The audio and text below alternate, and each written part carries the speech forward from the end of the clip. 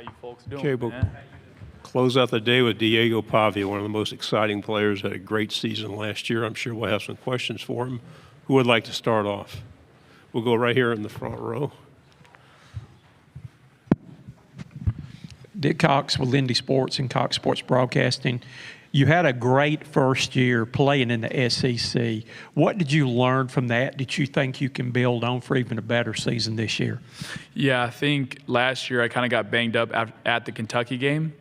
And so just maybe, being in the training room more, that's something that I worked on in this offseason, just make sure my body's prepared. Because after that game, my production kind of fell off. And I got to be there for my teammates, and so they'll expect a lot out of me this year. And, we can't wait for this great season. Right side, second row. Alex Byington on 3. Diego, just from maybe a notoriety standpoint, how much do you think the win over Alabama may have helped grease the wheels of the NCAA case? You were a public figure at that point when maybe different things might have transpired. Well, I think the win over Alabama was big from a Vanderbilt standpoint of just allowing us to go get talent, and then it eventually helped us go to a bowl game. Each one of those 6 wins was important, but that one in particular, obviously they're the number 1 ranked team in the country, but when it comes down to it, every win was important, and I think that one was because we finally got people to believe kind of in Vanderbilt football. And so from here on out, obviously we got to win more games to get the things done that we want. So winning solves everything. Well, for my case, I don't know. Maybe I asked the judge that one. But, I was just super fortunate that I got clear to go. Middle section, fourth row. Diego, Noah Chast, ABC Columbia. I believe on the Bustin' with the Boys podcast, you alluded to a certain game that was circled on your calendar. It was a South Carolina game. I'm curious why that was or why that is. Right. Obviously, South Carolina is they got great talent there. I feel like we fell short of that game by a mile. And obviously, they beat us. I think it was 28-7. But we're going to focus on Charleston Southern first, and then we'll get to Game 3 when we get there. But obviously, they're coached by Coach Beamer, and he's a great coach too. And so we'll be super excited to go play on the road in that environment when Game 3 comes. Middle section, fifth row. Kind of to that point, obviously matched up against Lenora Stellars in that game, and we'll match up with him again when you guys rematch South Carolina. Just as a fellow, SEC quarterback, how would you just evaluate his talent?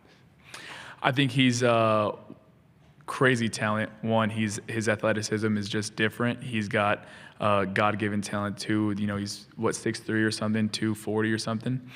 And so that kid is just gifted. And then you see him on the field, he breaks tackles, and he's a good thrower too. So we'll be excited to play him. I know our defense will probably be excited to play him too, Game 3 when it comes. Right side, back row. Trevor Denton, Way 31. Over your career, you're 3-0 against teams coached by Hugh Freeze. Why do you think you've been so good against him and his teams over the years? Oh, dude, I don't know. Maybe they got a spell on him or something. No, I'm just kidding. Obviously, Auburn is a really good team. Coach Freeze, he wouldn't be at Auburn if he wasn't a good coach, and I think the world of him. He's a great person. Obviously, I played him at Liberty, and we were fortunate enough to beat him. That was one of our clutch wins to go to a bowl game too. But I don't know, maybe we'll see what happens in Nashville for Game 4. Left side, third row. Tyler Shaw with KBTX and College Station. Eli Stowers, what does he bring to your team? And the fact that both of you guys are back, what kind of is the chemistry like between you and him? I know you see that smile on my face when you bring him up. He's a natural talent. He's just like I would say like the Norris, gifted. He's 6'4", he's like 6'4", 240. Power cleans 365. On Pro Day, he's in a run of 4.4. He's in a jump of 44-inch vertical. He's just so naturally gifted. And then what makes him the best tight end in the country is that he's played quarterback before, so he knows the openings. He knows where to sit. He knows what's open. He knows what he gets a pre-snap read. He's just an all-around player. And then off the field, he's just one of the best persons I've ever met in my life. Middle section, third row. Yeah, Jeff Howe on Texas football. Diego, the Texas game last year was one of those close losses that you guys had.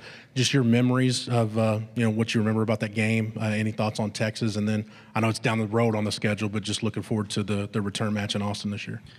Yeah, as a quarterback, I feel like I put the blame on myself for every loss that we have, but most importantly, Texas. That's where 2 of my interceptions came by tip balls.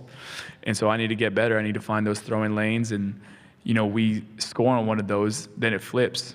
So I just got to be better in my craft, in what I do. And, we go into Austin this year, so it'll be a super exciting environment. Left side, second row. Hey, Diego. Jacques Doucet, WAFB Baton Rouge. LSU game last year, you hit him for a deep pass early, close game. What are your memories of that game and then LSU coming to Nashville this year? LSU will always be good, I remember we took that 7-0 lead and we kind of just fell off from there. We were kind of banged up. I was banged up that game, and same thing, I need to go in healthy. And, I feel like I'm a better player when I'm fully healthy 100%. And so, I hope when they come to Nashville that I'm 100%.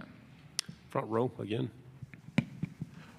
What are your thoughts on the stand you took with far as eligibility? Has changed the landscape of college football, but has given so many junior college players now the hope of getting a chance to play and play extra, though. What are your thoughts on that? Well, I feel like I have good thoughts about that. I have a lot of teammates, ex-teammates from New Mexico Military Institute that I played with who, text me like, hey, man, thank you, and so a lot of people reach out and tell me thank you, and so it wasn't really me, it was my lawyer who did it, so he got the job done, and I'm super excited for those guys because they get another opportunity. Middle section, last row. Kind of to that point of hearing from other players who had a similar situation to yourself, South Carolina running back Rasul Faison is in a similar situation. I was wondering if he has maybe reached out to you, if you guys have had a conversation at all. No, he hasn't reached out, but he played at in the same conference as I did, right? What did he play at, like Blinn or something? Yeah, and he's a great talent too. I remember scouting for him. I don't remember his name exactly on the paper, but I remember scouting for him. Right side, third row. Carlo Brown, WCBI TV in Columbus, Mississippi. Diego, as a avid Buzzing with the Boys watcher myself, I saw you on the podcast, so I just want to ask about that experience with Taylor and Will. Yeah, I had a good experience with those guys. Obviously, there's some nut jobs for sure. That's everyone on the podcast. You got to have some humor to you. And same thing with Theo Vaughn. That's my guy, and he's a really cool person. Diego, thank you for your time. Good job. Appreciate you guys. Thank you.